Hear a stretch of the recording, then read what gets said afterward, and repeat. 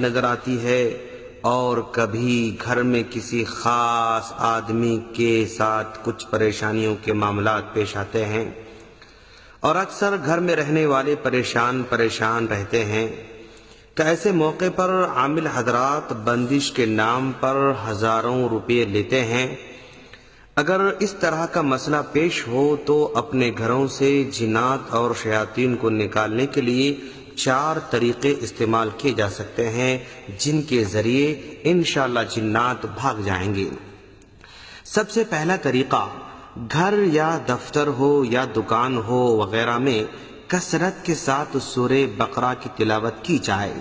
اور جب تلاوت کرنے والا تھک جائے تو سورہ بقرہ پر مشتمل کیسٹ لگا دی جائے، کیونکہ اللہ تبارک و تعالی کے پیارے نبی صلی اللہ علیہ وسلم کا فرمان ہے، جس گھر میں سورہ بقرہ کی تلاوت کی جاتی ہے شیطان اس گھر سے بھاگ جاتا ہے۔ ایک روایت میں آتا ہے کہ اپنے گھروں میں سورہ بقرہ کی تلاوت کیا کرو، کیونکہ شیطان اس گھر میں داخل نہیں ہو سکتا جس میں سورہ بقرہ کی تلاوت کی جاتی ہے۔ یہ صحیح جامع کی روایت ہے، سلسلۃ الاحادیث الصحیحہ میں بھی یہ روایت مذکور ہے۔ دوسرا طریقہ گھروں سے جنوں کو نکالنے کا، گھر یا دفتر وغیرہ کو صاف اور ستھرا رکھا جائے،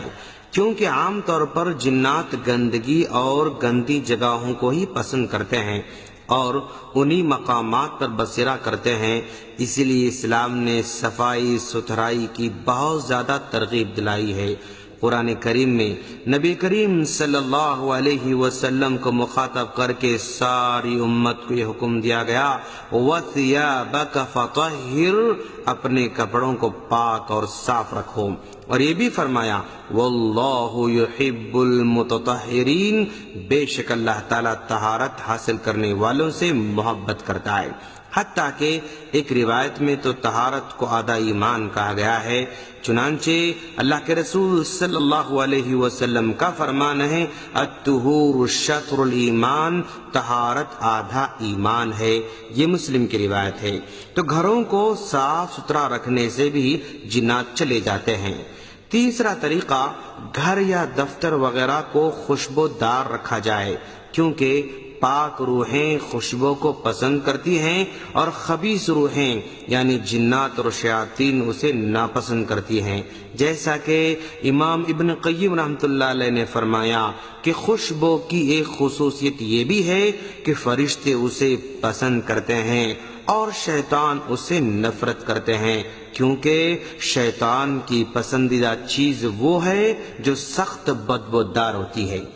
اسی لیے نبی کریم صلی اللہ علیہ وسلم کو خوشبو بہت زیادہ پسند تھی۔ اس طرح اگر گھر کو ہمیشہ خوشبودار رکھنے کی وجہ سے شیطان بھاگ جاتے ہیں اور آپ کا مکان شیطان سے خالی ہو جاتا ہے۔ چوتھا طریقہ،